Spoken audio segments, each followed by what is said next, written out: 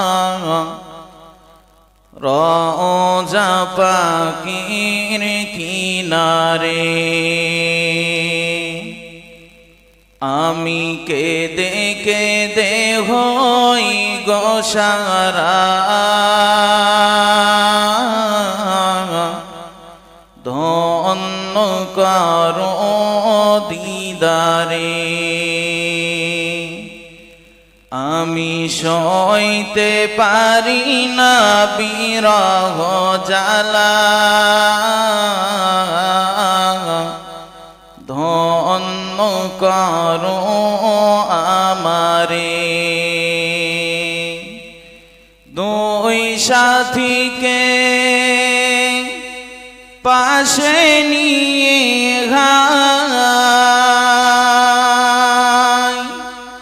ঘুমিয়ে আছে নিজম নিরালায়। যারা হজ করতে গেছেন তারা স্বচক্ষে দেখে এসেছে নবীজি যেখানে ঘুমিয়ে আছেন নবীর পাশেই আর একজন সাহাবী শুয়ে আছেন। কেউ বলতে পারবেন তার নাম কি? নবীর পাশে একজন সাহাবী শুয়ে আছেন, তার নাম হযরত আবু বকর সিদ্দিক রাদিয়াল্লাহু আনহু। একটু মন খুলে বলেন না সুবহানাল্লাহ। তার পাশেই শুয়ে আছেন হযরত ওমর ইবনুল খাত্তাব রাদিয়াল্লাহু আনহু। কত বড় সৌভাগ্য তাদের, সারা জীবন নবীর সঙ্গী হিসাবে থাকতে পারলেন। অন্তিম পর্যায়ে শেষ পর্যায়েও আল্লাহ নবীর পাশে তানারা শোবার মতো সৌভাগ্য অর্জন করেছেন। একটু মন খুলে বলেন না সুবহানাল্লাহ। দুই সাথীকে পাশে নিয়ে ঘুমিয়ে আছে নিজম নিরালায়। সাড়া দাও রাসূলুল্লাহ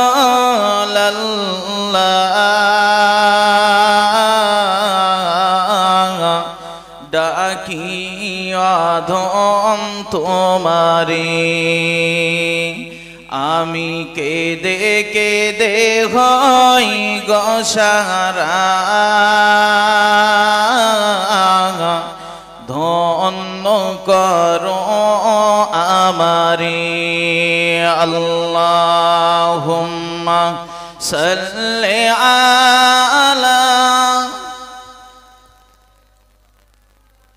মাশাআল্লাহ, আরো ভক্তি ভরে পড়েন ওয়া আলা আলি সাইয়্যিদিনা।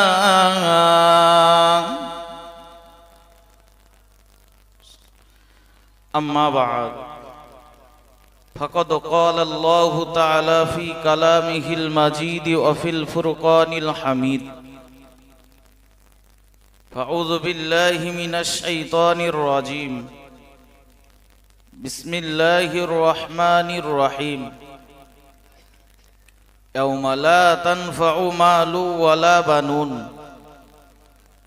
إلا من أتى الله بقلب سليم. وقال عليه الصلاة والسلام سيأتي زمان على أمتي يحبون الدنيا وينسون الآخرة أو كما قال عليه الصلاة والسلام. সম্মানীয় আজকে এ মাহফিলের সম্মানীয় সভাপতি সাহেব, আমন্ত্রিত ওলামায়ে কেরাম, বিশেষ করে আমার পরপরই আসবেন আমাদের চির আকাঙ্ক্ষিত বক্তা, আলহামদুলিল্লাহ তিনি এসে পৌঁছেও গিয়েছেন, জনাব হযরত মাওলানা এস.এম. নজরুল ইসলাম সাহেব। সম্মুখে বসে থাকা দিন ধর্মজ্ঞান পিপাসু প্রিয় শ্রোতা মণ্ডলী, পদ্মার অলক্ষ্যে অবস্থিতা স্নেহাময়ী মমতাময়ী মা ও বোনেরা, আল্লাহর দরবারে শুকরিয়া জ্ঞাপন করি যিনি আমাদিগকে অত্যন্ত ভালোবেসে পছন্দ করে এমনই একটি জান্নাতি বাগানে বসার মতো সুযোগ করে দিয়েছেন। দুনিয়াতে বহু লোক আছে, কিন্তু বসার মতো সৌভাগ্য সবার হয়নি। নবীজি বলেছেন, দুনিয়ার যে জান্নাতি বাগান, ওই জান্নাতি বাগানে বসলে আল্লাহ তাআলা বিনা চাওয়াতে জীবনে সব সগীরা গুনাহগুলো মাফ করে দেন। একটু সকলেই মন খুলে বলেন না সুবহানাল্লাহ।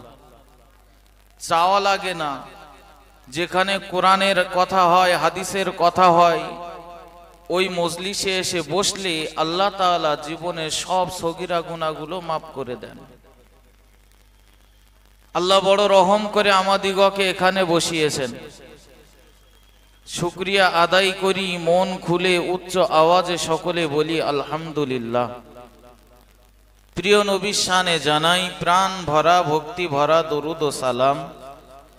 মহাব্বতের সহিত বলি সাল্লাল্লাহু আলাইহি ওয়াসাল্লাম। প্যারে হাজিরিন, বর্তমান সময়েতে ওয়াজ নসিহত দেওয়ার লোকেরও অভাব নেই, আর ওয়াজ শুনতে যাওয়ার জায়গারও অভাব নেই। মন করলে, ইচ্ছা করলে শরিয়াতের কথা ওয়াজ নসিহতের জায়গার মতো জায়গাতে আমরা গিয়ে বসতে পারি। প্রচুর পরিমাণে এলাকাতে জলসা মজলিস হচ্ছে, কিন্তু একটা জিনিস ঘাটতি হয়েছে, সেটা হলো যতই ওয়াজ নসিহত হোক না কেন, আজ আমরা আমল হারা হয়ে গেছি। ওয়াজ শুনছি বিরাট, কিন্তু আজ আমল শূন্য হয়ে যাচ্ছে আমরা। ওয়াজের মজলিসে বসার আগে যে মানুষটা মদ পান করত, ওয়াজ শোনার পরেও সে মানুষটা পরের দিন থেকে এখনো মদ খেয়েই যাচ্ছে। সভা শুরু হওয়ার আগে বা সবার মজলিসে আসার আগে যে মানুষটা লটারির টিকিট কাটতেন, ওয়াজ মজলিস গ্রামে কায়েম হওয়ার পরেও দেখছি মানুষটা লটারির টিকিট ছাড়িনি, এখনো কেটেই চলেছে। জলসা মজলিস কায়েম হওয়ার আগে যে মানুষটা বিড়ি খেয়ে মজলিসে এসে বসেছে, সভা শুনে বাড়ি যেতে যেতে আবার বিড়ি ধরিয়ে বাড়ি যাচ্ছে। তার মানে শোনা হচ্ছে বিরাট, কিন্তু আমালে জিন্দেগিতে আজ আমরা সেটাকে বাস্তবে রূপ দিতে পাচ্ছি না। বাস্তবে রূপ দিতে পারতাম যদি আমরা সেটাকে তথা আমলটাকে আমল করার নিয়াতে বসতাম। যে ওয়াজের মজলিসে বসবো, আলেম ওলামাগণ আসবেন, শরীয়তের কথা বলবেন, যেটা আমি জানতাম না সেটা জানা হয়ে গেল। আজ থেকে আমার গুনার কাজটা আমি ছেড়ে দিলাম। আমি একটা আমলের কথা জানতাম না, আলেমেরা এসে আমলের কথাটা বলে গেছেন। আজ থেকে নিয়াত করে নিলাম এই আমলটা আমি চালু রেখে দেব। এমন শুনে আমল করব, এমন মন মানসিকতা নিয়ে বসার মানুষের অভাব বিধায় আজ সভা হচ্ছে খুব, কিন্তু মানুষের পরিবর্তন নেই। ঠিক বললাম না ভুল বললাম? আপনার শরীর খারাপ হয়েছে, আপনি সাড়াপুল বাজারে চলে গেছেন বাবলু ডাক্তারের কাছে, যে আমার এই রোগ হয়েছে। বাবলু ডাক্তার কয়েকটা প্রেসক্রিপশন করে দিয়েছেন, আপনার এই রোগের জন্য এই ঔষধগুলো লাগবে, খেলে আপনি সুস্থ হবেন। আপনি যে ঔষধের নামগুলো লিখে দিয়েছেন, সেই প্রেসক্রিপশনটা আপনি ভাঁজ করে বাড়ি এসে আপনি শোকেসে যত্ন করে রেখে দিয়েছেন। এখন দিয়ে বলছেন, কই ডাক্তার দেখালাম, বাবলু ডাক্তার কি দিলে, শরীর তো ঠিক হচ্ছে না, যা ছিল তাই। ওর কাজ না, একটু বদরতলায় গিয়ে দেখি। বদরতলার নামি দামি ডাক্তার, পাশ করা ডাক্তার, তিনিও প্রেসক্রিপশন করে দিয়েছেন, আপনার রোগের জন্য এই ঔষধগুলো খেলে আপনি সুস্থ হবেন। বদরতলা থেকে ঘুরে আসলাম, ঔষধের কাগজটা নিয়ে ভাঁজ করে আবারও রেখে দিলাম ওই জায়গাতে, ঠিক হচ্ছে না। চলে গেছে এবার কলকাতা আরজিকর হসপিটালে, ওখানে ভালো ভালো ডাক্তার থাকে, তো আরজিকরের ডাক্তার ঔষধ লিখে দিয়েছে, সেই প্রেসক্রিপশনটাও নিয়ে যত্ন করে রেখে দিয়েছে। কেতে কি ব্যাপার, এত ডাক্তারের কাছে যাচ্ছি, এত পরামর্শ নিচ্ছি, ঠিক হচ্ছে না কেন? ভ্যালুডিস যেতে হবে নাই নাকি? শুনেছি ওই জায়গায় ভারতবর্ষের সব থেকে নামি দামি ডাক্তার। আচ্ছা, ভেলোরে গেলেও কাজ হবে? হবে। সমস্যাটা কি হচ্ছে? আপনারা প্রতিজ্ঞা করেছেন যে জীবন যাই যাবে, কথা বলবো না। ওষুধ খাচ্ছি না তো, ঠিক ধরেছে। ওগো মুসলমান, মাথায় রাখুন, আমার শরীর খারাপ হলে ডাক্তারের কাছে গেলাম, ডাক্তার আমার প্রেসক্রিপশন করে দিলেন, আপনি যদি সুস্থ হয়ে চলতে চান, যদি আপনি শান্তি করে চলতে চান, তাহলে এই ঔষধগুলো খাওয়া লাগবে। আজ আমরা যদি এমন করে আমাদের শরীরটাকে সুস্থ রাখার জন্য শুধু ডাক্তার প্রেসক্রিপশন করে দিয়েছে ওটা নিয়ে যেমন বসে থাকি না, ঔষধটা যেমন করে আমরা খেয়ে নেই, আজ আলেম ওলামারা, মসজিদের ইমাম সাহেবেরা, তারা যে প্রত্যেক জুমার দিনে যে বায়ানগুলো প্রদান করেন, প্রত্যেক শুক্রবারে যে বক্তব্যগুলো রাখেন, যদি পরিবর্তন হওয়ার নিয়ত থাকতো, তাহলে ওই শুক্রবারের দিনের ইমাম সাহেবের ওই বক্তব্যটাই আমার জন্য হেদায়েতের কারণ হয়ে যেত। আমারও আসতে হতো না, এস এম নজরুল সাহেবেরও আসতে হতো না। কিন্তু আমরা বলি কই, মনে করেন হাফেজ সাহেব, বিয়াদবি মাফ করেন, এই হলো বাবলু ডাক্তার। বাবলু ডাক্তারের কাজ হচ্ছে না, আমি হলাম আরজিকর, এস এম নজরুল সাহেব ভেলুর,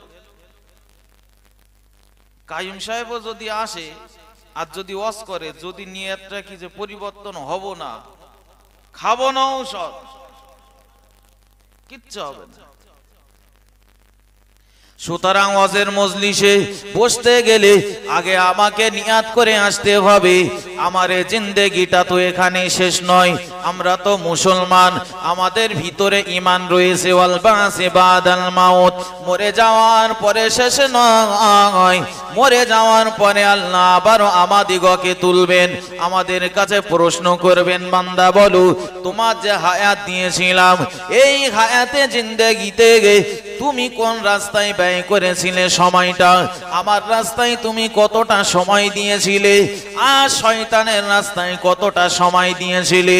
ওগো আমার বান্দা, তুমি বলো, আমি আল্লাহ তাআলা তোমাকে যে নিয়ামতগুলো দিয়েছিলাম, ওই নিয়ামতের শুকরিয়া কতটা আদায় করেছিলে? সব কিছু সম্পর্কে কিয়ামতের দিন আল্লাহ তাআলা জিজ্ঞাসা করবেন। আল্লাহ পাক কাউকে ছাড় দেবেন না, 5টা করে প্রশ্ন করবেন, কোন বান্দা পা তুলে আগিয়ে যেতে পারবে না। আল্লাহ পাক রব্বুল আলামিন বলবেন, ও আমার বান্দা, তোমার জিন্দেগিতে তুমি দিনের রাস্তায় কতটা ব্যয় করেছিলে, আর তুমি দুনিয়ার রাস্তায় কতটা সময় ব্যয় করেছিলে?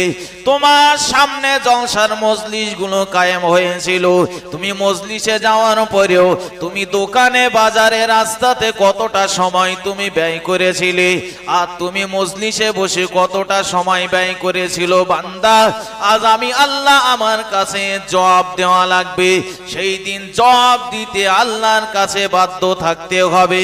ও ভাইরা, বাবাজিরা, আমাদের প্রত্যেককে তো পরকালে যাওয়া লাগবে। সাহাবায়ে কেরামেরা তারা এমন ইতাআত করেছিলেন যেখানে কোরআনের কথা, হাদিসের কথা, শরীয়তের কথা আলোচনা হতো, সাহাবায়ে কেরামেরা তারা ঝাঁপিয়ে পড়তেন আল্লাহর নবীর ওই মজলিসে উদ্দেশ্যে, কারণ তাদের ইচ্ছা ছিল দুনিয়ার জিন্দেগিটা কোনো কিছুই নয়, দুনিয়ার জিন্দেগি সামান্য জিন্দেগি, আর আখিরাত হলো অনন্তকালের জিন্দেগি। সামান্য জিন্দেগিতে একটু কষ্ট করে আখিরাতের অনন্তকাল যদি জান্নাত মিলে যায় সেটাই আমার জন্য ভালো। যারা মুম্বাই দিল্লিতে কাজ করতে যান তাদের কাছে জিজ্ঞাসা করবেন কতটা কষ্ট করে। কোনো তাদের কোনো অন্য কোনো কারণ নাই কষ্ট করার। বলে 5টা বছরের জন্য দিল্লিতে এসেছি, 10টা বছরের জন্য মুম্বাই এসেছি। এর কারণ হলো এই 10 বছর খাটাখাটনি কষ্ট করার পরে দুর্গাপুর চলে যাব, বাকি জিন্দেগিটা একটু সুন্দরভাবে কাটাবো বলে। সুতরাং দিল্লি বোম্বে একটু কষ্ট করি না, দুর্গাপুর যে একদিন আমার যেতে হবে, ওই জায়গাতে যেন আমি সুন্দরভাবে থাকতে পারি, তার জন্য টাকা গোছাচ্ছি, ঘর বাড়ি তৈরি করব বলে। আমার উদ্দেশ্য থাকে সামান্য কদিন কষ্ট হলেও দুর্গাপুরে যে যেন একটু স্বস্তি করে ভালো একটা ঘর বেঁধে থাকতে পারি, ঠিক না ভুল? আমাদের আসল ঠিকানাও তো ওই কবর, যেতেও তো হবে ওই কবরে। আমাদের উদ্দেশ্য থাকবে এটাই। আমার আল্লাহ তাআলা যেভাবে চলতে বলেছেন এই সামান্য হায়াতে, সেইভাবেই আমাকে চলতে হবে। যেভাবে নিষেধ করেছেন নিষেধগুলো বর্জন করে চলতে হবে, তবেই ওই মানুষটা সফল কাম হবে। হাসরের ময়দানে ডান হাতে আমলনামা আসবে, ওই মানুষটার মুখটা উজ্জ্বল হবে, আল্লাহ পাকের দয়া জান্নাতে চলে যাবে। জোরে বলেন। প্রিয় নবী মুহাম্মদুর রাসূলুল্লাহ সাল্লাল্লাহু আলাইহি ওয়াসাল্লাম কোনো একদিন দেখতে পেলেন তানার একজন সাহাবী মুখটা মলিন করে অন্ধকার করে একটা গাছের নিচে বসে রয়েছে। হযরত সাঈদ সালামী রাদিয়াল্লাহু তাআলা আনহু, তিনি দেখতে কালো কুৎসিত কদাকার, দেখতে যেমন কালো ঠিক তেমনি তার এমন করে ঘর বাড়ি নেই, জমি জায়গা নেই, গরিব মানুষ। সাঈদ সালামী নতুন কলেমা পরিধান করে ইসলামের ভিতরে দাখিল হয়েছে। আল্লাহর নবী দেখতে পেলেন হযরত সাঈদ সালামী তিনি গাছের ছায়ার নিচে বসে রয়েছে, কিন্তু মনটা বড় খারাপ। তো নবীজি পিছন দিক থেকে যে চোখ ধরেছে, চোখ ধরে কণ্ঠস্বর আলাদা করে দিয়ে বলছে, আমার নাম কি? বলতে পারলে চোখ ছাড়বো, না বলতে পারলে চোখ ছাড়বো না। আমরাও আমাদের বন্ধু বান্ধবদের অনেক সময় এরকম করি, তো পিছন দিক থেকে চোখ ধরি, আমার নাম কি, গলা অন্য করে বলি। নবীজিও মাঝে মধ্যে এইরকম উপহাস করতেন, ঠাট্টা করতেন। নবী এটাও সুন্নাত, সবসময় সিরিয়াস না, মাঝে মধ্যে একটু ঠাট্টা করা, তবে সেটা শরীয়ত সম্মত হয়, যেন মিথ্যা যেন না হয়। ঠাট্টা করা এটাও সুন্নাত। নবী একদিন বসে আছেন, তো সাহাবারাও বসে আছে, আবু বকর, ওমর, উসমান, আলী সবাই আছে, আর সামনে একটা খানজাত থালা আছে, তাতে আছে খেজুর। সব সাহাবারা খাচ্ছেন, খেয়ে সামনে আটি রাখছে, যার সামনে সে আটি রাখছে। আর নবীজি খেজুর খাচ্ছেন আর আটিটা আলীর সামনে রেখে দিচ্ছেন। হঠাৎ করে নবী রেগে গিয়ে বললেন, কি সর্বনাশ, পেয়েছো বলে এত তাড়াতাড়ি খেতে হবে? সাহাবীদের তো লজ্জা লেগে গেছে, নবী জীবনে এরকম কথা বলিনি, আর একটু খাচ্ছি তা আল্লাহর নবী এরকম বলে ফেললেন হঠাৎ আজ। তো সবাই সবার মুখের দিকে তাকাতাকি করছে, তাকাতে যে দেখে সবার থেকে আটি বেশি হযরত আলীর সামনে। তো স্বাভাবিক, তো নবী খাচ্ছে, নবীর সামনে রাখছে না আলীর সামনে রাখছে, সবাই হযরত আলীর দিকে তাকিয়ে আছে, হযরত আলীর দিকে সবাই তাকিয়ে হাসছে। আলী রাদিয়াল্লাহু তাআলা বলছেন, শোনো, আমি না হয় একটু বেশি খাই, ওই জন্য আমার দিকে তাকিয়ে তোমরা হাসছো, তবে আমাকে তোমরা বলতে চাচ্ছ আমি বিরাট বড় মনে করো পেটু। আচ্ছা, আমি তবুও আটিটা সামনে রেখে দিচ্ছি, আর যে আটি সমেত খাচ্ছে সে আমার থেকে কি কম বড় পেটু? হ্যাঁ, আর সবাই তাকিয়ে দেখে আঁটি নেই কার সামনে, এখন একটা আনন্দ হয়ে গেল। নবীও এরকম মাঝে মধ্যে আনন্দ করতেন সাহাবীদের নিয়ে। হযরত সাঈদ আলামী রাদিয়াল্লাহু তাআলা আনহু চোখ দুটো বন্ধ করে রাখলেন। কে বলো আমার নাম না বলতে পারলে চোখ ছেড়ে দেব না। হযরত সাঈদ আলামী তিনি একটু হাতের স্পর্শ নিয়ে বললেন, আপনি অন্য কেউ নন, আপনি হলেন দয়ার নবী মুহাম্মাদুর রাসূলুল্লাহ। জোরে বলেন, আরো জোরে বলেন না সুবহানাল্লাহ। আল্লাহ পাকের নবী সাঈদ আলামীকে ডাক দিয়ে বলেন, ওগো আমার সাহাবী সাঈদ আলামী, তোমার মনটা খারাপ কেন বাবা? তুমি কেন মনটা খারাপ করে বসে আছো? ওগো আমার সাহাবী সাঈদ, তুমি কি পূর্বে ধর্মের কথা আবার স্মরণ করছো? পূর্বে ধর্মের কথা কি আবার মনে পড়ে গেল নাকি বাবা? ও সাহাবী সাঈদ, তোমার কি বাড়ির কথা মনে পড়ে গেল? হযরত সাঈদ আলামী বলেন, ইয়া রাসূলুল্লাহ, ইয়া হাবিবাল্লাহ, হুজুর আমার বাড়ির কথা মনে পড়েনি, আমার ঘরের কথা মনে পড়েনি, সন্তান সন্ততির কথা মনে পড়েনি। ইয়া রাসূলুল্লাহ, ইয়া হাবিবাল্লাহ, হুজুর আমার মন খারাপ একটাই কারণে, সেটা হলো আপনি হাদিস পাকের ভিতরে জানিয়েছেন, আন-নিকাহু মিন সুন্নতি, নেকাহ হলো, বিবাহ করা হলো আমার সুন্নাত। ইয়া রাসূলুল্লাহ, ইয়া হাবিবাল্লাহ, হুজুর আপনার সুন্নাত বিবাহ করা, আমার বিবাহটা হচ্ছে না বলে আজ আমার মনটা খারাপ। আল্লাহ আমাকে এত পরিমাণে কালো বানিয়েছে, মানুষেরা আমাকে গুরাবুল আরব বলে ডাকে, আরবের কালো কাক বলে ডাকে।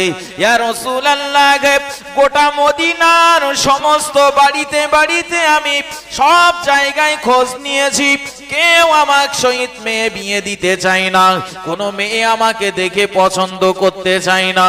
ইয়া রাসূলুল্লাহ, ইয়া হাবিবাল্লাহ, হুজুর আমার মনটা বড় খারাপ, এই জন্যে আমার জীবন থেকে আপনার একটা সুন্নাত চলে যাচ্ছে বলে আজ সাঈদ আলামী আমি আর বিরাট মন খারাপ করে আছি। জোরে বলেন সুবহানাল্লাহ। কটা সুন্নাত বাদ যাচ্ছে? একটা। ভাবা যায় সাহাবারা কতটা আল্লাহ আল্লাহ রসুলের ইতাআত করেছেন, আজ আমরা আল্লাহ আল্লাহ রসুলের কতটা ইতাআত করছি। সাহাবীর ভিতর থেকে একটা সুন্নাত বাদ যাচ্ছে, মন খারাপ করে বসে আছে। আমরা তো আমাদের ফরে আসে যেটা সেটা পালন করি, যেটা আমাদের বিপক্ষে যায় সেইটা আমরা পালন তো করি না, বরং তার বিরুদ্ধে আবার দলিল দেওয়ারও চেষ্টা করি। কিন্তু সাহাবারা ছিলেন, নবীজি যখন বলেছেন তোমার এই কাজটা করা ঠিক হচ্ছে না, সাথে সাথে সেই কাজটা ছেড়ে দিয়েছেন। তো যতদিন বেঁচে আছেন ততদিন পর্যন্ত ওই কাজ আজ জীবনে করেননি। একটু জোরে বলেন, এর নাম তো ইমানদার মানুষ। ওই জন্য আল্লাহ বলেছেন, রাদিয়াল্লাহু আনহুম ওয়া রাদু আন, আল্লাহ সাহাবীদের উপরে রাজি, সাহাবীরাও আল্লাহর উপরে রাজি। জোরে বলেন, তানারা জীবন গড়েছিলেন। আজ আমরা সুন্নাত, কোন সুন্নাত পালন করি? খাবার পরে মিষ্টি খাওয়া সুন্নাত না? হ্যাঁ, ওইটা। কুটুম বাড়ি গেছে, গোস্ত দিয়ে ভাত খাওয়া হয়ে গেছে, আর বলছে সুন্নত নিয়ে আয়। সুন্নত কই? তাহলে সে জোগাড় করা হয়নি। তার মানে কি নবীর একটা সুন্নত ছেড়ে দাও, মিষ্টি খাবার সুন্নত জানো না? অথচ যে লোক খাবার পরে মিষ্টি খাবার সুন্নত এত খোঁজ নিচ্ছে, শুক্রবার আসলে টুপি কোথায় রেখেছে খুঁজতে সময় যায় 15 মিনিট। কত মিনিট? হ্যাঁ, তার কারণ সেই খুলেছে শুক্রবারের দিন নামাজ পড়েছে, আর তো পড়া লাগেনি। আবার সামনে শুক্রবার এসেছে যখন, কোথায় রেখেছে আর মনে করতে পারছে না। টুপি পরাও তো সুন্নাত, এ সুন্নাত গেল কোথায়? মুসলমানেরা মনে ব্যথা নেবেন না, শুধু বাস্তব কথাটা বলছি। আমাদের সমাজ আজ কোথায় চলে গেছে? সাহাবায়ে কেরামদের মতো জীবন আদর্শ যদি আমরা গড়তে পারি, আল্লাহ পাকের ওয়াদা, আমার ওই বান্দা দুনিয়ার জমিনে থাকা অবস্থাতে মরণের সময়েতে আল্লাহর ফেরেশতারা জান্নাতের ছবি দেখিয়ে জানটা কবজ করে নেবেন। জোরে বলেন সুবহানাল্লাহ। ও ভাইরা বাবাজিরা, আল্লাহ নবীর দিলটা নরম হয়ে গেল।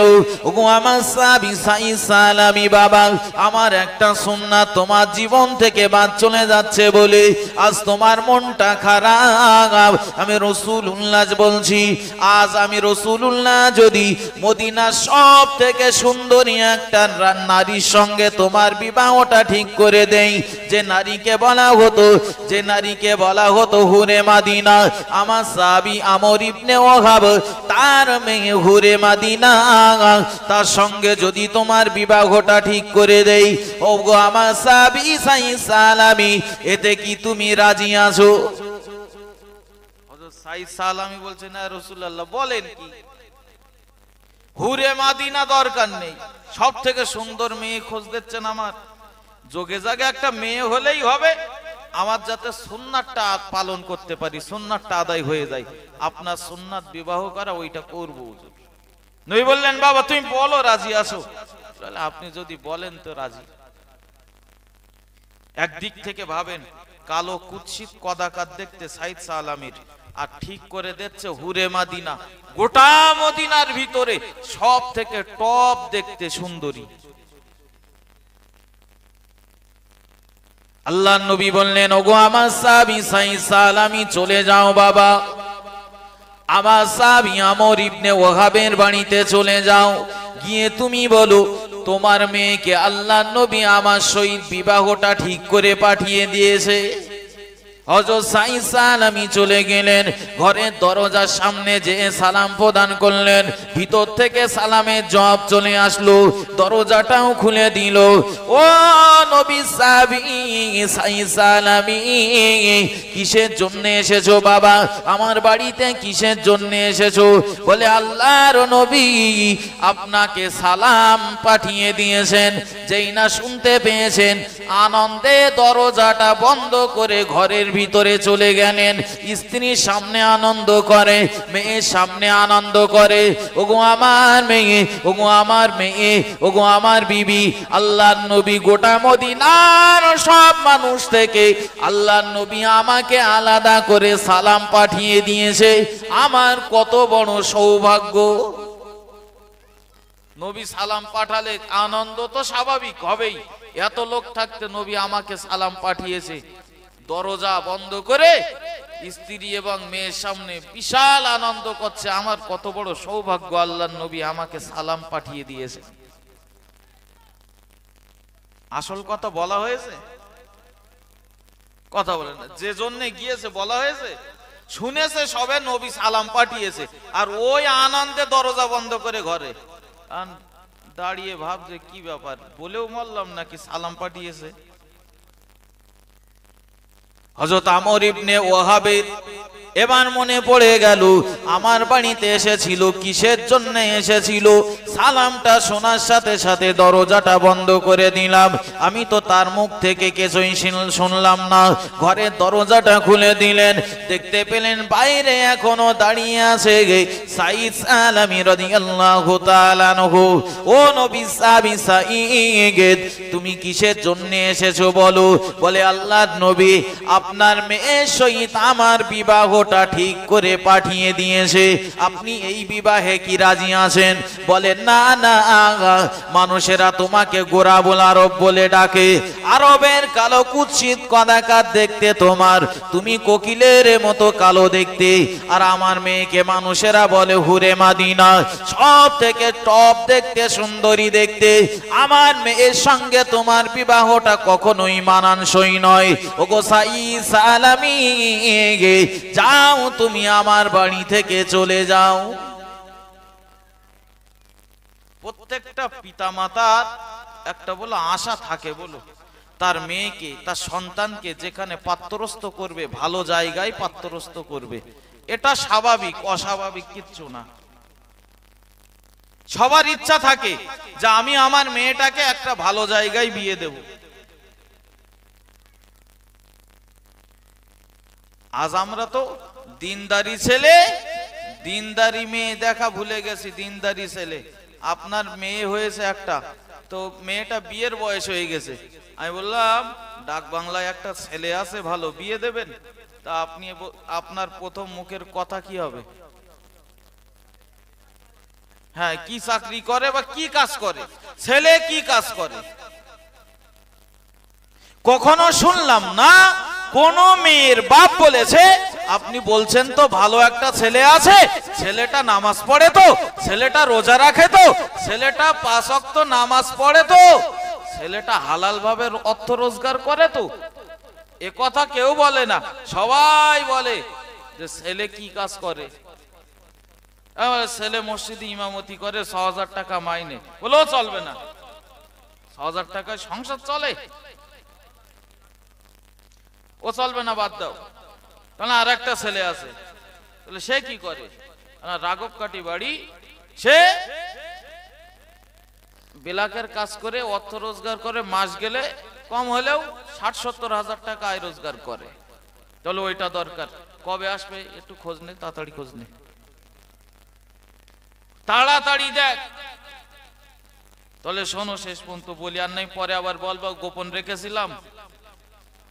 ছেলেটা বলো শুনেছি, বলো দাঁড়াই পেশাব করে, বলো তাহলে তা একটু করে, করুক গে যাক, ও হয়। হ্যাঁ, তাহলে শুধু দাঁড়িয়ে পেশাব করে ওই না, মাঝে মধ্যে আবার শুনেছি মদ টদও খায়। তো এই বয়সে একটু খাই, খাকে যখন সব ঠিক হয়ে যাবেন বের পরে, ওই ছেলেই আসতে বল তুই, কাল পরশুর ভেতরে যেন দেখে যাই।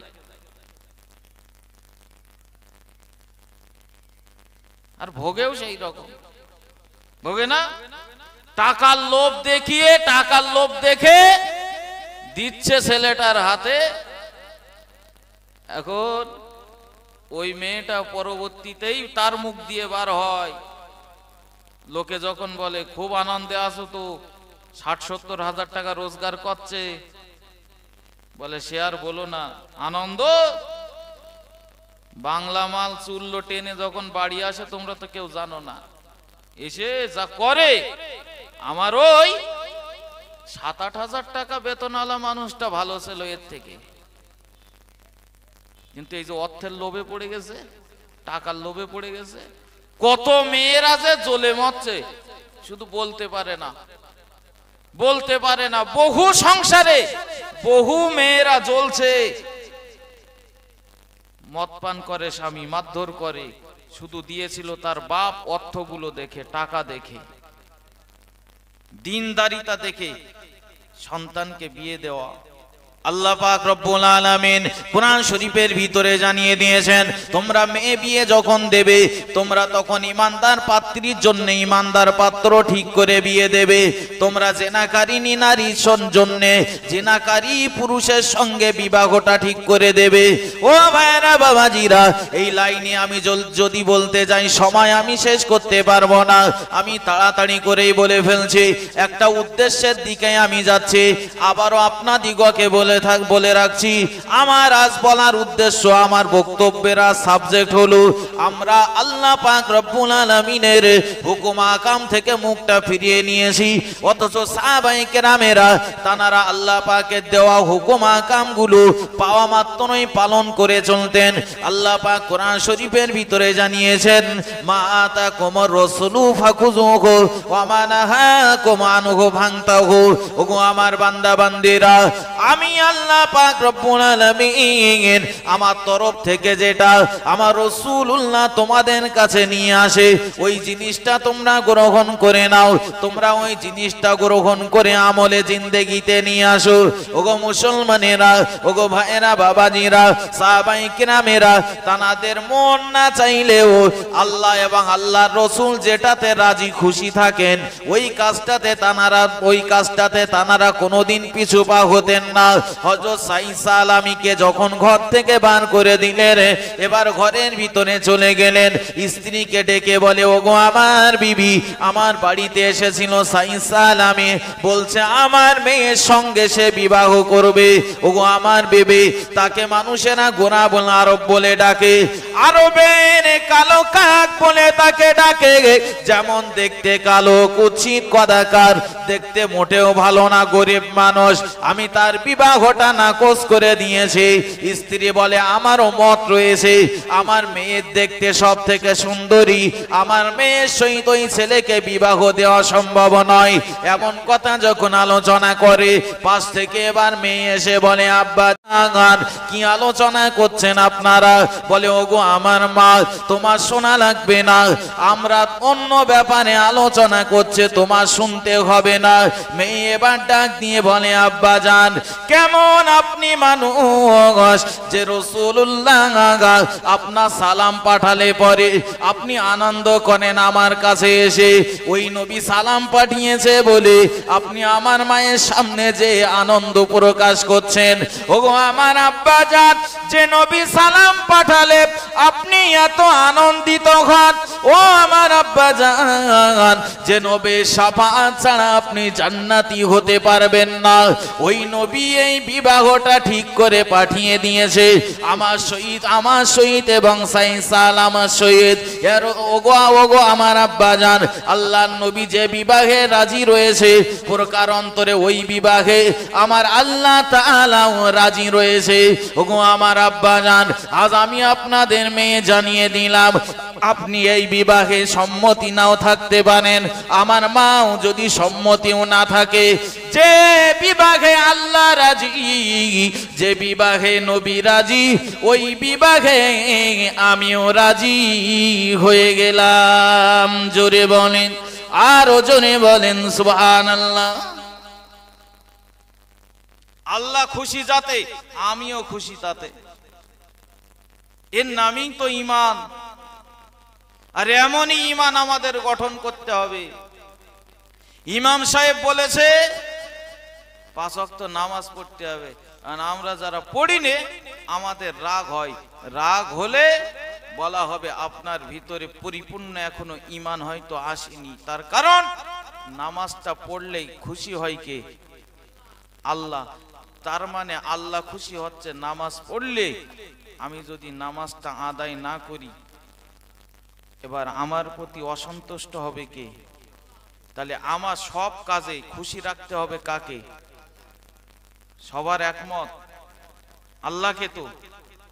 তাহলে আল্লাহ যদি খুশি রাখতে হয়, যে কথাই আসবে, সাঈদ সালামী দেখতে কালো, কুৎসিত কদাকার, গরিব, এরপরেও সব থেকে ধনী সাহাবী আমর ইবনে ওহাবের মেয়ে, তিনি বলছেন যে আমার দেখতে যাই হোক না কেন, যে বিবাহে নবী রাজি, ওই বিবাহে আমিও রাজি হয়ে গেলাম।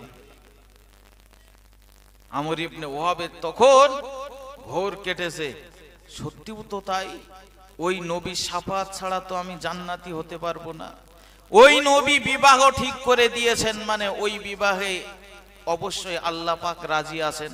আর সেই বিবাহটা আমি নাকচ করে দিলাম, মানে নবীজি অসন্তুষ্ট হবে আমার উপরে। নবীর অসন্তুষ্ট রেখে কোনোদিন জান্নাতের আশা করা যায় না।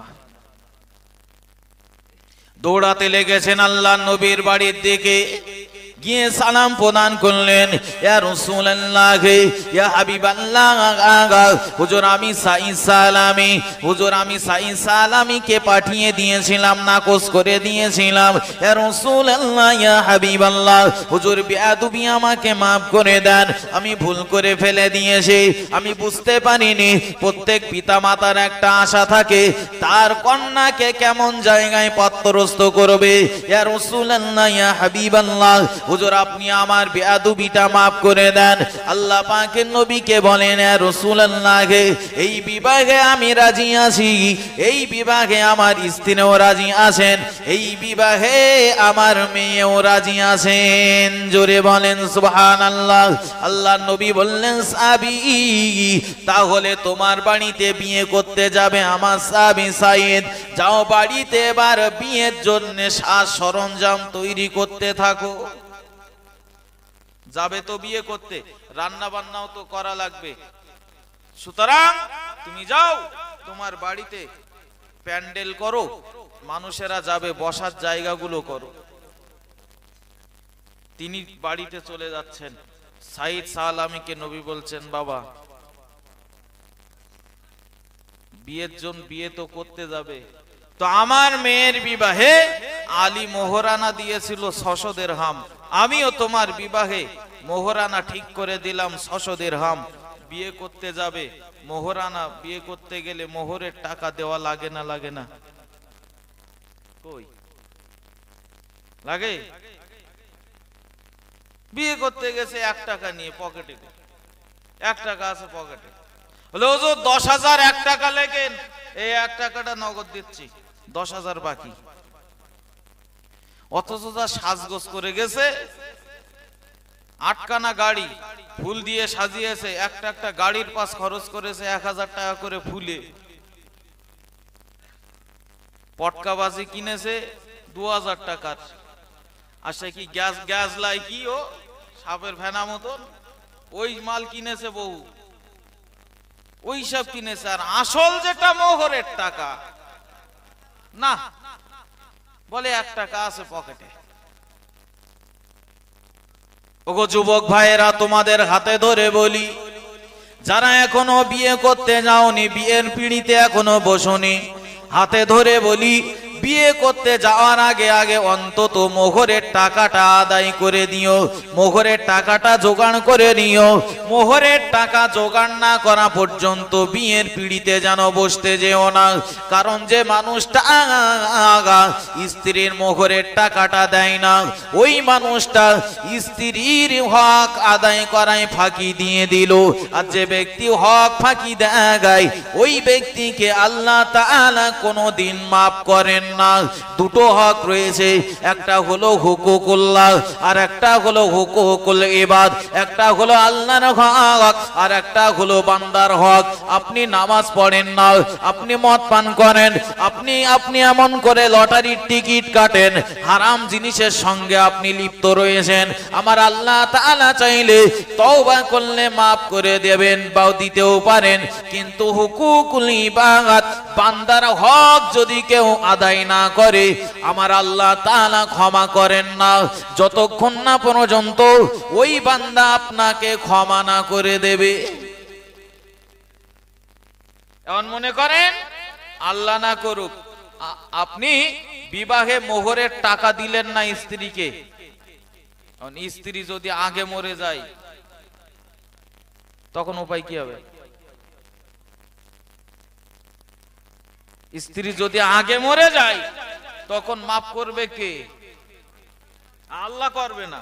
আল্লাহ তো বলে দিয়েছে আমি ক্ষমা করব না। বান্দার হক এগুলো সহজ বিষয় না।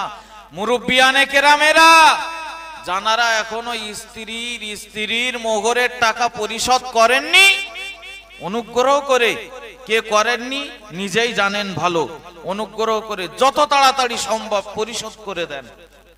হয়তো মনে করছেন আমার বিবি কিয়ামতের দিন শোধ করে দেবে, কিয়ামতের দিন চিনতে পারবে না, চিনলেও ধরা দেবে না।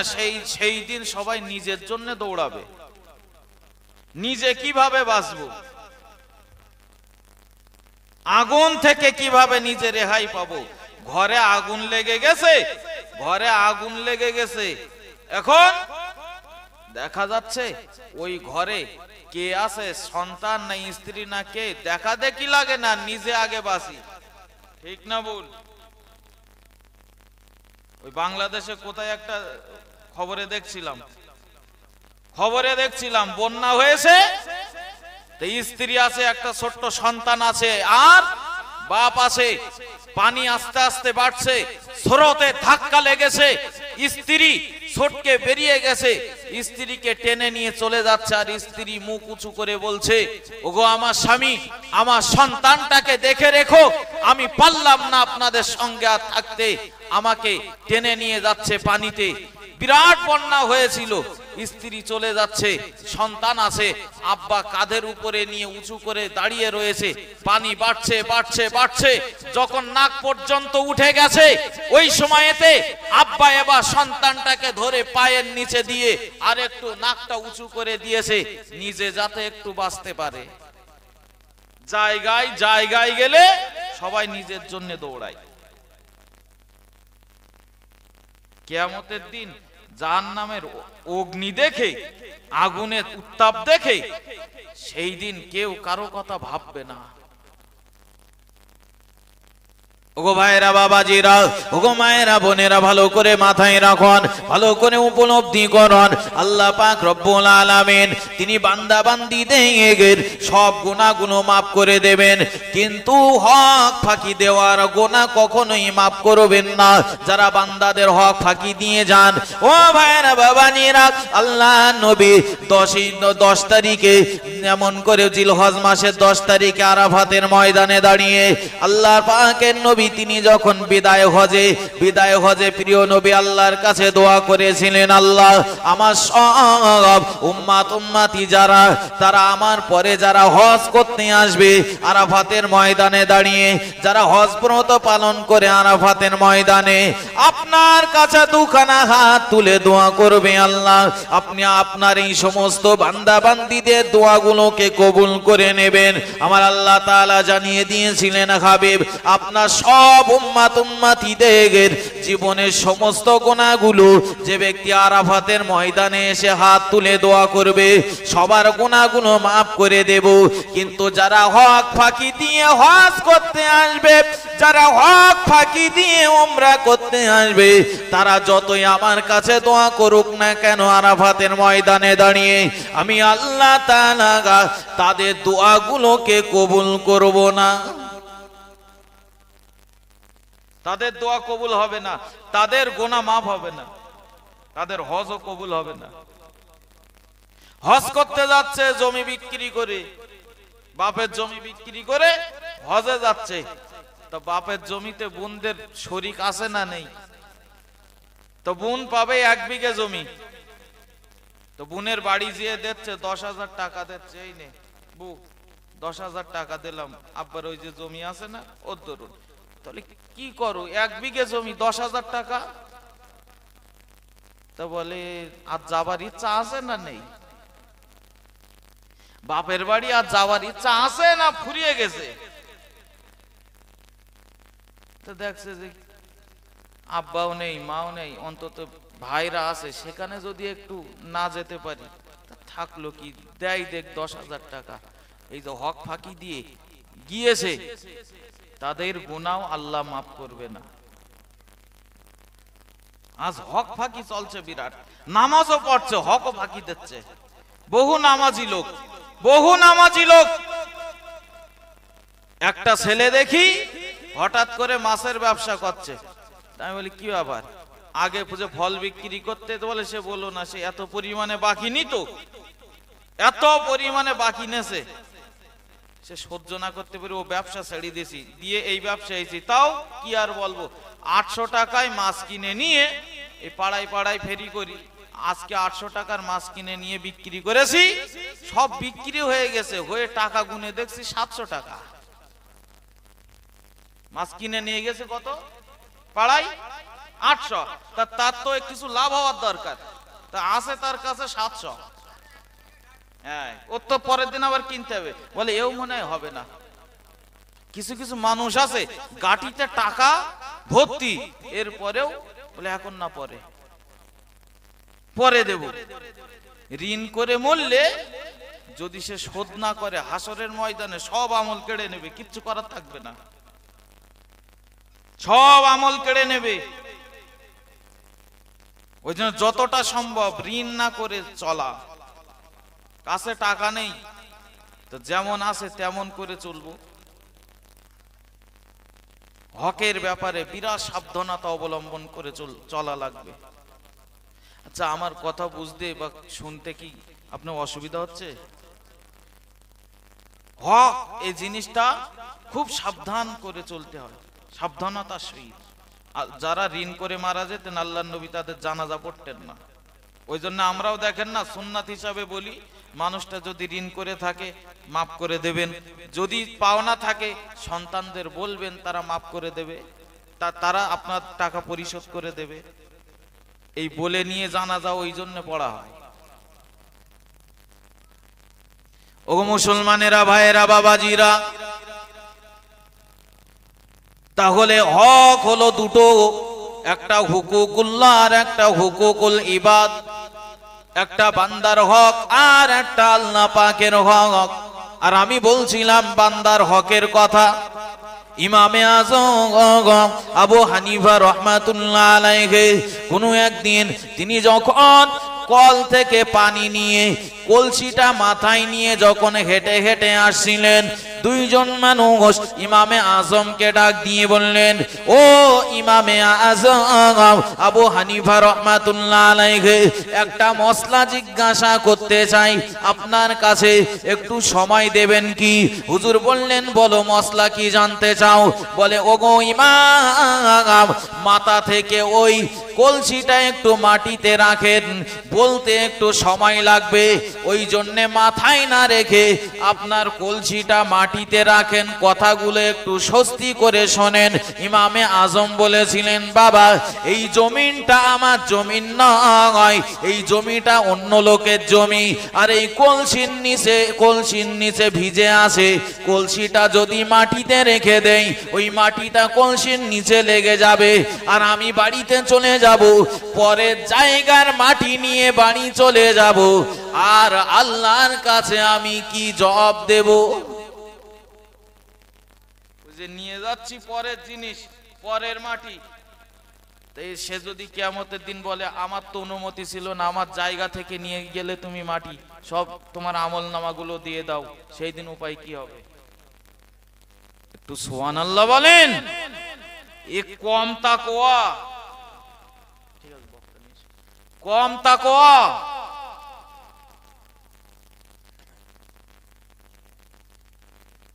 আজ মনে আছে আমবাগানের কথা? মনে আছে? এই দেখো আমবাগানে পাইপির কথা মনে নেই? হ্যাঁ, ও পাহাড় হয়ে গেছে পাইপ, কি সর্বনাশ, একটাও নেই।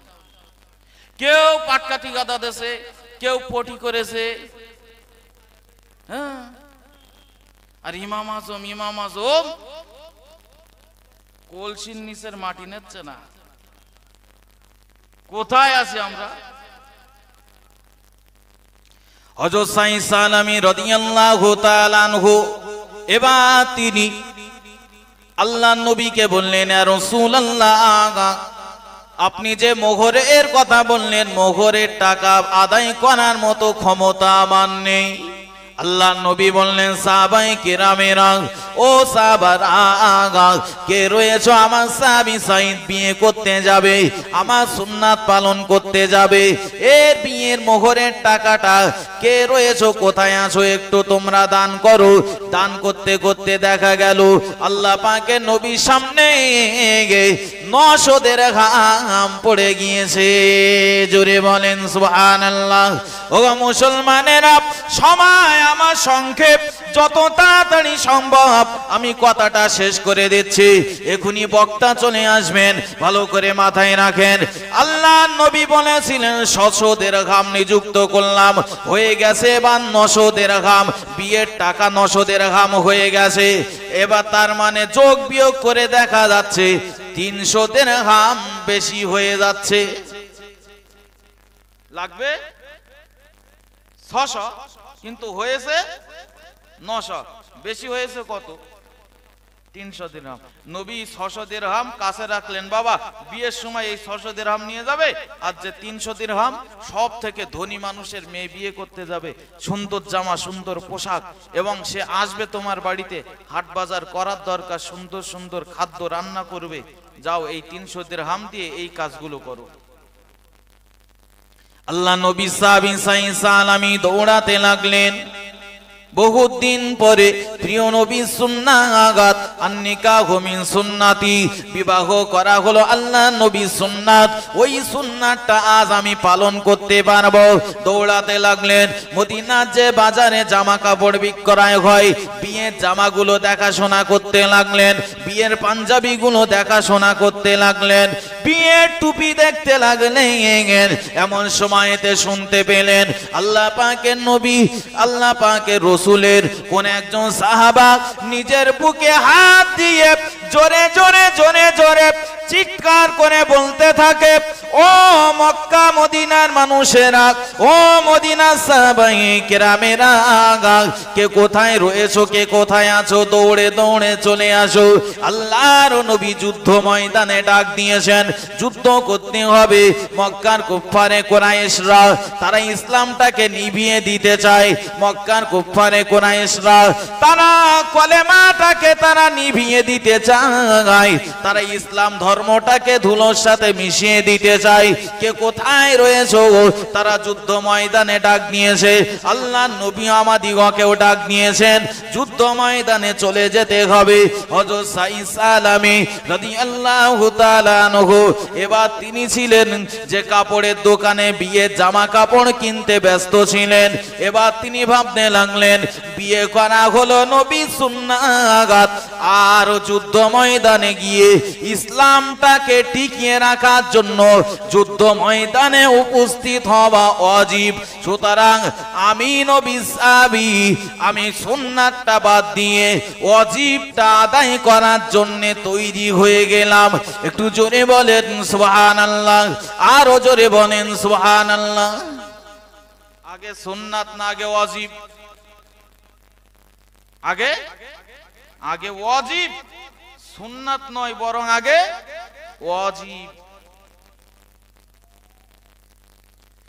ফজরের নামাজ পড়া কি? ফজরের নামাজ পড়া ফরজ, আর ঈদের নামাজ পড়া কি? ঈদের নামাজ ওয়াজিব না? ঈদের নামাজ পড়া ওয়াজিব, ফজরের নামাজ পড়া ফরজ।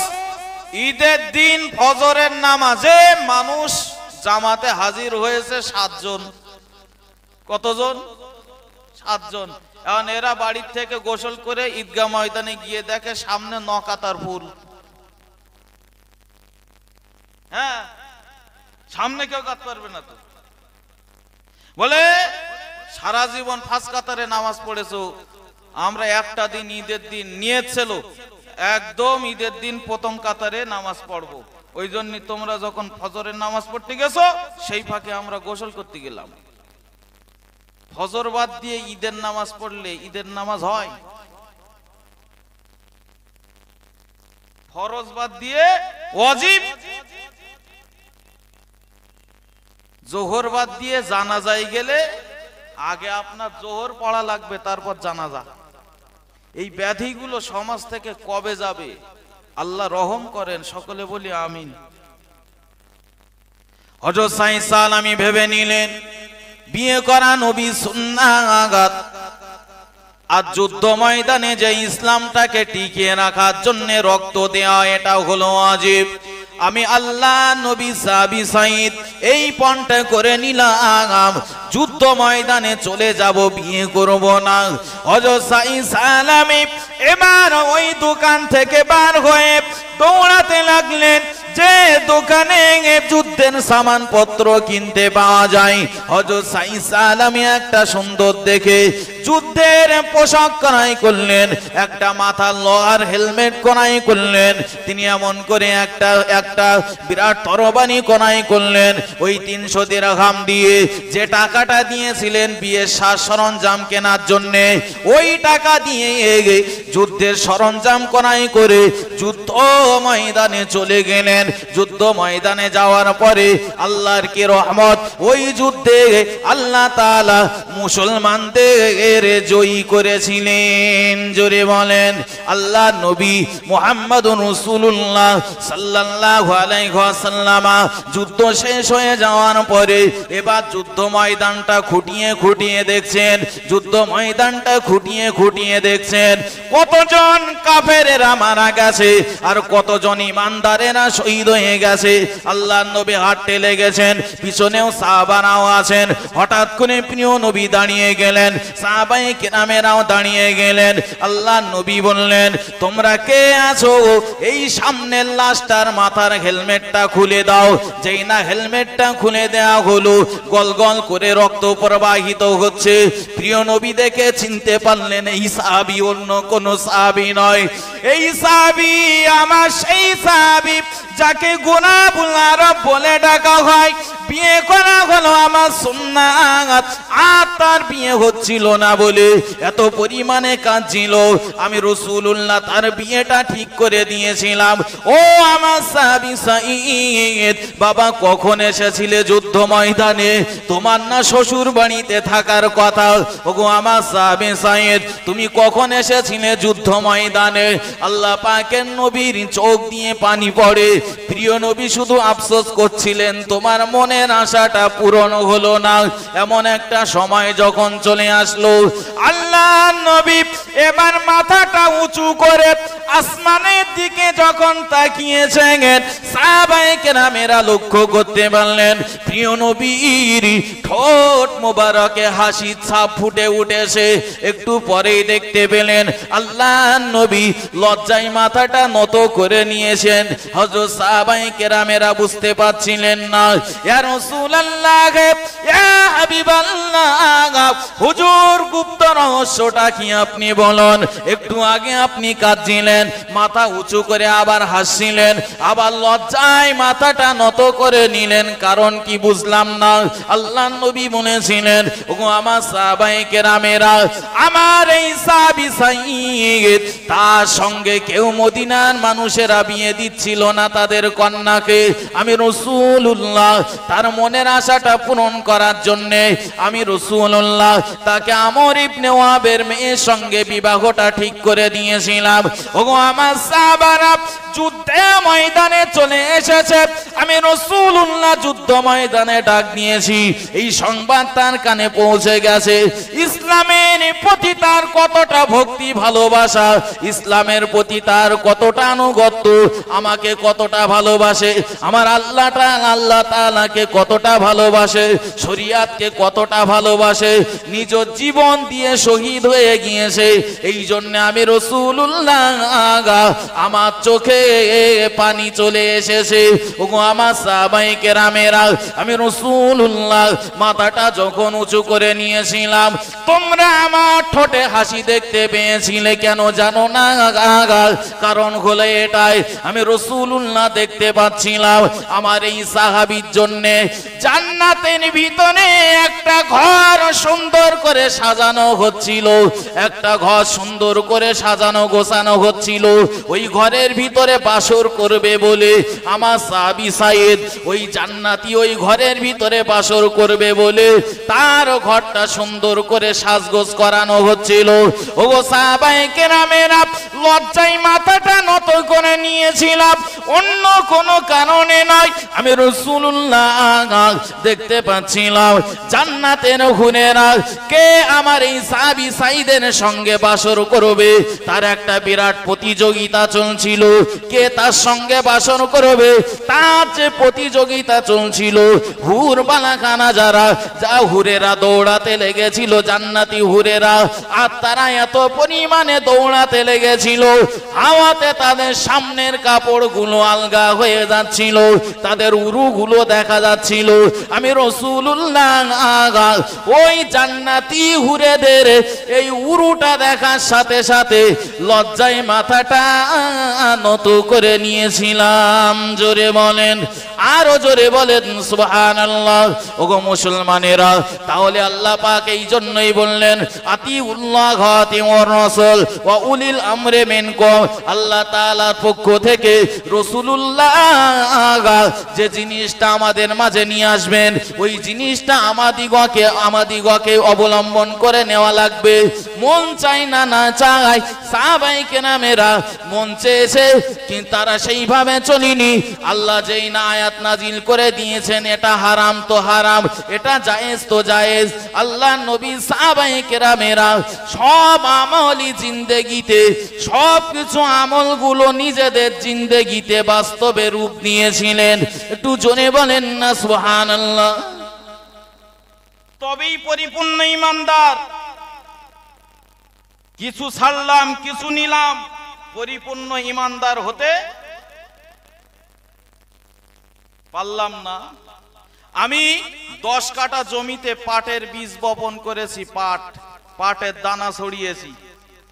এখন মোটামুটি 10 বিঘা জমিতে মনে করেন পাটের চারা হয়েছে 20,000 30,000 চারা হয়েছে।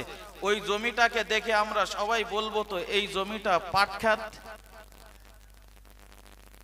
এই জমিতে পাট চাষ করা হয়েছে, দেখে সবাই বলবো তো পাট ক্ষেত। সব জায়গায় আছে মোটামুটি। আচ্ছা, এবার এই জমিতে আমি পাটের চারা পুঁতেছি বা দানা ছড়িয়েছি, যদি ওই কোনায় একটা এই কোনায় একটা, 4 কোনায় 4টে পাটের চারা বার হয়, মাঝখানে একটা বার হয়েছে, কেউ বলবে পাট ক্ষেত?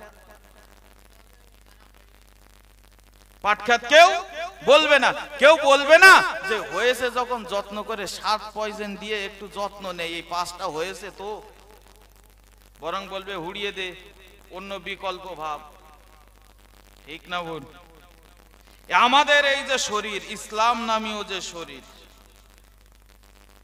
এর ভিতরেও তো আল্লাহ সব হুকুম আকাম গুলো সাজিয়ে সাজিয়ে রাখলেই তো আমার এই শরীরটাকে বলবো ইসলামী শরীর।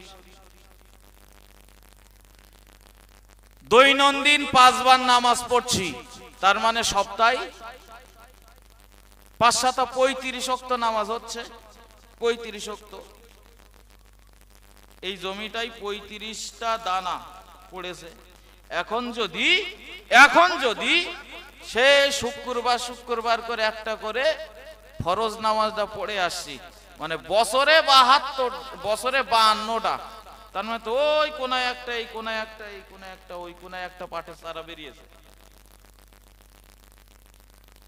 বোঝেননি?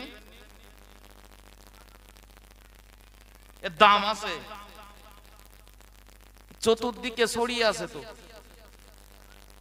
সব হুকুমগুলো তো পালন করা লাগবে, সব হুকুমগুলো তো আমার ভিতরে নিয়ে আসা লাগবে, সম্পূর্ণ রূপে তো ইসলামের ভিতরে দাখিল হওয়া লাগবে, তবেই ওই জাহান্নাম থেকে আমি পরিত্রাণ পেতে পারি। আল্লাহ পাক রব্বুল আলামিন কোরআন শরীফের ভিতরে জানিয়েছেন, ওগো আমার বান্দা বান্দীরা মনে রাখো, উদখুলু ফিস সিলমি কাফা, তোমরা ইসলামের ভিতরে সম্পূর্ণ রূপে প্রবেশ করো।